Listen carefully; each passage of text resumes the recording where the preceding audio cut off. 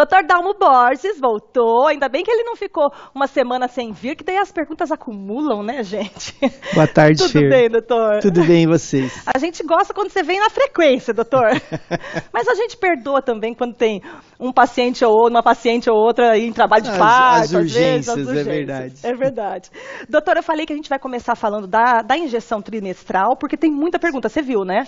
Sim, e eu achei um tema importante, porque na realidade o que acontece? É um método contraceptivo muito utilizado, distribuído nas redes públicas de saúde, nas unidades básicas, ele tem distribuição gratuita e é muito seguro. Quem está nos assistindo e que usa o anticoncepcional injetável trimestral, a medroxiprogesterona, pode ficar tranquila, o método é extremamente seguro, é muito barato, como eu disse, é distribuído na rede pública e ele tem pouquíssimos efeitos colaterais. Mas gera muita dúvida na mulherada, dúvida, né? Exatamente. É por isso que nós estamos aqui, para tirar as dúvidas. Vamos lá, então. Olha, a Andréia, que mora em Cornélio Procópio, diz que toma essa injeção há 5 anos. Ela quer saber se ela faz mal porque tem muito hormônio e deixa inchado quando toma, é uma pergunta. A próxima pergunta é, tomo injeção trimestral e logo depois comecei a ter dores na barriga, fiquei inchada. Eu posso estar grávida? Eu já tomo a injeção há quase 4 anos. Tem essa possibilidade de estar grávida? Aí mais uma, doutora, ainda sobre a injeção. Minha pergunta é, tomei a injeção de 3 em 3 meses durante 1 ano e meio e tive muita retenção de líquido. Parei agora, tomo a pílula de uso contínuo, mas tenho muita dor nas pernas e sinto muita queimação nos pés à noite. Tive muito vasinho depois dessa injeção. O nome dela é Patrícia, de 1º de maio. E tem mais uma aqui também falando da injeção, doutor. Gostaria de saber se posso tomar essa injeção de 3 em 3 meses, sendo que há 10 anos atrás, tive uma trombose na panturrilha. Isso. Bom, eu queria primeiro agradecer as perguntas. Eu acho importante que as nossas telespectadores mandem as suas dúvidas, suas considerações a respeito. Acho isso importante para a gente discutir aqui as questões mais relevantes de cada método, como é o caso da injeção trimestral. Então, é importante dizer que a injeção é segura, ela pode sim ser utilizada por pacientes que já tiveram antecedente de trombose. Então, você que escreveu a nossa última pergunta ali sobre a trombose, não há problema nenhum em você utilizar a injeção trimestral à base de medroxiprogesterona em casos onde teve antecedente de trombose. Não há problema nenhum, ela não causa trombose. Agora, na pergunta anterior, nós vimos a nossa telespectadora comentando que quando ela parou de usar a injeção e passou a usar um anticoncepcional de uso contínuo, provavelmente a base de etilenoestradiol, ela começou a sentir dores nas pernas. É verdade. Né? Então, o que acontece? Os anticoncepcionais, a base de etilenoestradiol, que você olha na bula lá, está escrito presença de etilenoestradiol, esse é um hormônio que causa trombose. Então, quem está tomando esse tipo de anticoncepcional está sentindo dores nas pernas, pernas inchadas, varizes. Pare de tomar, porque ele não está te fazendo bem. Olha, converse com o seu ginecologista para que seja trocado. Inclusive, pode ser trocado, como eu disse, pela própria injeção trimestral. Mas a injeção, ela disse que teve muito vasinho depois. Essa mesma telespectadora, a Patrícia. Isso não pode ser atribuído ao anticoncepcional injetável trimestral, não, viu, Patrícia? Você pode ficar tranquila que provavelmente isso já é uma condição sua, genética, familiar, uma predisposição. A maioria das mulheres, nós, todos os seres humanos, com o tempo vamos desenvolvendo varicoses, pequenas varizes nos membros inferiores principalmente. Isso não deve ser atribuído à injeção. Agora, coincidência. Uma coincidência. É lógico que a gente passa por outras situações que podem também desencadear varizes. Um dia a gente pode falar sobre varizes aqui, principalmente nas mulheres, na gravidez, enfim. Agora, na pergunta sobre eu estou tomando o anticoncepcional injetável trimestral, medroxiprogesterona, minha barriga está inchando, será que eu estou grávida? Não. A possibilidade de você estar grávida é absolutamente pequena, é mínima, é quase zero. Eu sugiro, se você está com dores abdominais, a barriga está dolorida, distendida, etc., vá ao médico. Vamos conversar, vamos ver, vamos fazer um ultrassom, vamos ver se não é intestino, enfim, outras patologias. Mas gravidez eu afasto essa possibilidade porque o método é muito seguro. E aliás, Fer, a verdade é que você que está nos assistindo e que usa métodos anticoncepcionais de uso contínuo e mesmo a injeção e que não menstruam, olha, eu sei que você vai ficar sempre com aquela dúvida se está ou não grávida. Não precisa ficar preocupada. Se você está usando o método adequadamente, fique tranquila. Não é o fato de você não estar menstruando que significa que você esteja grávida. Pode ficar tranquila quanto a isso. Agora, para a gente então encerrar esse assunto da injeção de 3 em 3 meses, doutor, ela incha ou ela não incha? Na verdade, como todo método contraceptivo, como todos os métodos de tratamentos clínicos, existe lá os seus efeitos colaterais. Eu não posso negar que a medroxiprogesterona de uso trimestral leva a uma certa retenção de líquido e até eventualmente até um ganho de peso.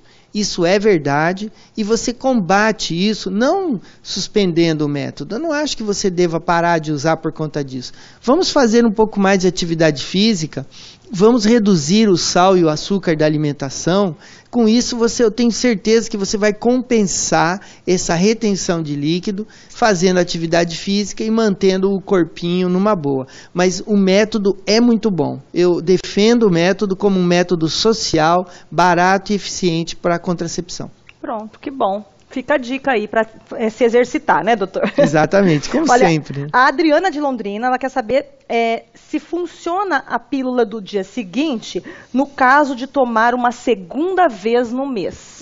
Eu achei essa pergunta muito pertinente, porque é um alerta também. Hoje é o dia dos alertas, né? Então nós vamos fazer um alerta aqui para as nossas telespectadoras. Pílula do dia seguinte não é tão efetiva assim quanto você imagina. Pílula do dia seguinte tem um índice de contracepção da ordem de 15% a 20%. É pouco.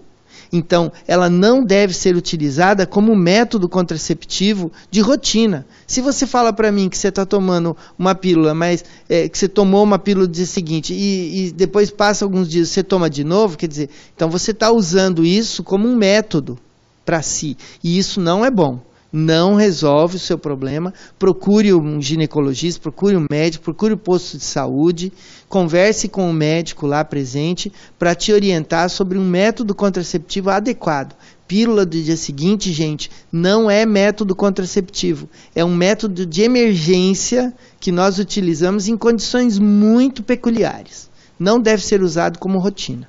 Doutora, a Gabriela diz que tem muita TPM, dor de cabeça, irritação fora do normal, aumento de apetite e muita cólica. Ô, coitada da Gabriela. Período pré-menstrual. Isso. Ela diz o seguinte, o anticoncepcional irá ajudar a diminuir esses sintomas? Muito.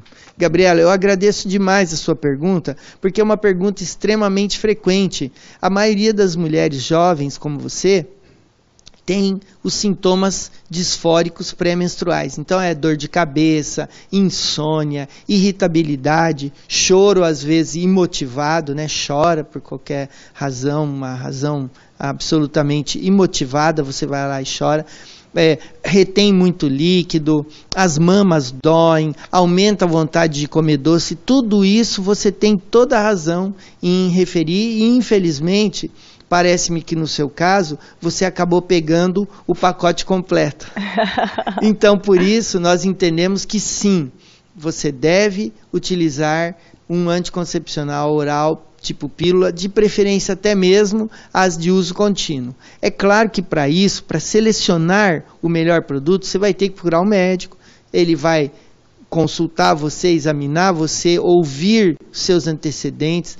Você vai contar para ele se você fuma, se você tem antecedentes de trombose na família, varizes, se você está no peso adequado, enfim.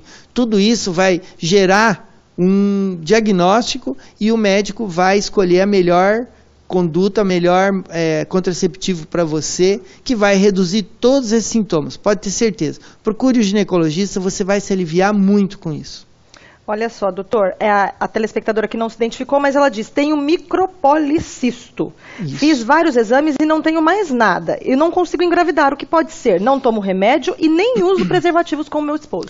Ô Fer, na verdade, você veja que a infertilidade, ou seja, a dificuldade para engravidar, está presente hoje em aproximadamente 30% dos casais, ou seja, 1 em cada 3 casais no Brasil, vai ter dificuldade para engravidar. E esse é um exemplo. Mas assim, veja, amiga, você que está aí com essa dúvida, a primeira coisa que você tem que fazer é procurar um ginecologista experiente que lide nessa área, para que ele possa, então, começar uma investigação um pouco mais aprofundada. Não se trata simplesmente de você dizer assim, olha, eu tenho ovário policístico e pronto. Não, tem que ver como que está o marido, né, o parceiro, fazer um espermograma. Tem que ver como que está o seu útero, se não tem nenhum mioma, nenhum pólipo. Fazer um exame das trompas para ver se elas são permeáveis, né? Ou seja, se você tem as trompas perfeitas, que é pela trompa que ocorre a gravidez. E finalmente, estando tudo isso perfeitamente visto e analisado, estando ok, induzir a sua ovulação.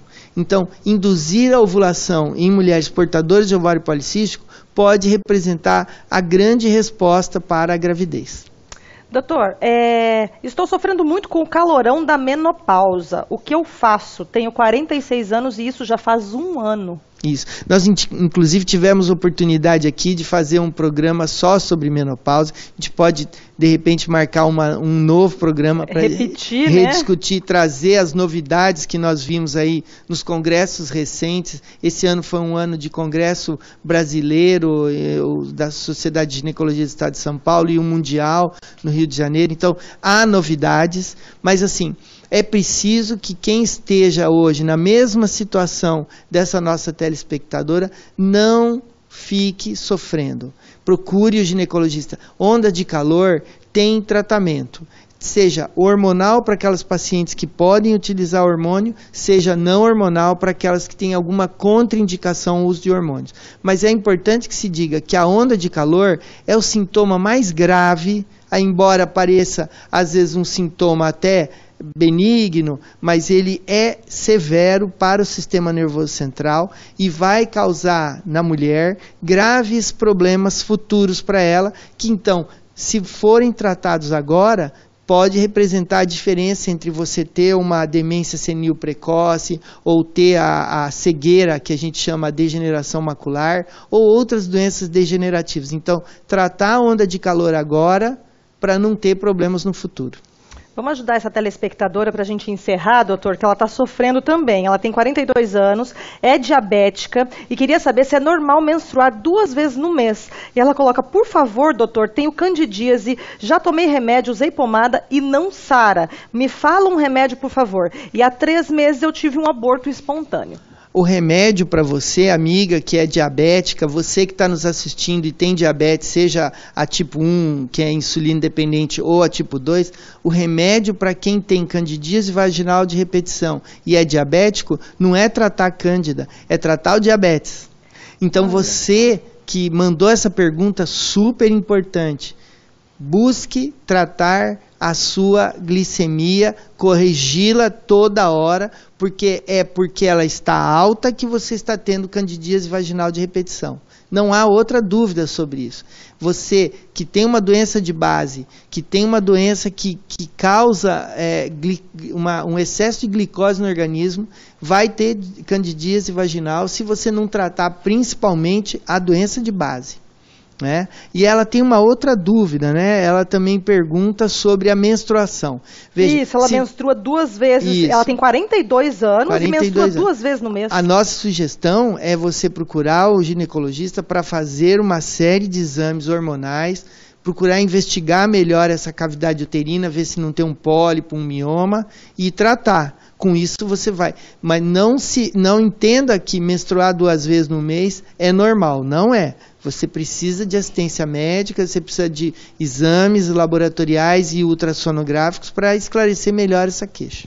Doutora, ainda pegando o gancho da candidíase, e agora para a gente encerrar mesmo, existem alimentos que causam candidíase? Cândida, claro. Todos os alimentos que que são calóricos, que contêm uma alta quantidade de calorias, os doces, as massas, o pão, os refrigerantes, até mesmo frutas consumidas em excesso, vão causar o quê? Um aumento na glicose do organismo. Aumentou a glicose, minha filha, a Cândida ataca. Eu tenho paciente no consultório, que provavelmente está até nos assistindo, que diz assim, olha, quando eu vou numa festa de criança e como 2 brigadeiros, eu já sei que eu tenho que ligar para o Dr. Dalmo porque eu estou com Cândida. Então, é igual antibiótico, né? Tomou antibiótico toda a flora também, lá, exatamente. E a candidíase vem, né? Vem. E por falar em antibiótico, tem uma pergunta aqui sobre citomegalovírus na gravidez, que eu não esqueci, eu quero responder essa pergunta, é uma pergunta muito importante, e na semana que vem nós vamos respondê-la, tá bom? Vamos sim, doutor. Então, combinado, semana que vem a gente te espera aqui. Com certeza, se Deus quiser. Obrigado, Fer. Obrigada, doutor Dalmo, brigadão.